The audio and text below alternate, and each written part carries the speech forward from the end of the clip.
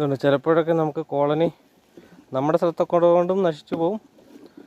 ചിലപ്പോൾ എങ്ങനെയും ഒരു ഉറുമ്പ് കൂടി ഇതിനകത്തേക്ക് കയറും. ഇങ്ങനെ തേനീച്ച നഷ്ടപ്പെട്ട് കഴിഞ്ഞാൽ നമ്മളത് നിരാശയൊന്നും പാടില്ല. കാരണം ഒരു കോളനി പോയി കഴിഞ്ഞാൽ അത് എവിടെയെങ്കിലും പോയി കയറും, അവിടെ ഒരു കോളനി വിജയിച്ചോളും. നമ്മുടെ പെട്ടിയിൽ നിന്ന് ഈച്ച പോയെന്നേ ഉള്ളൂ. അപ്പം പിന്നെ നമ്മൾ ആ പെട്ടി വൃത്തിയാക്കി വെക്കുക.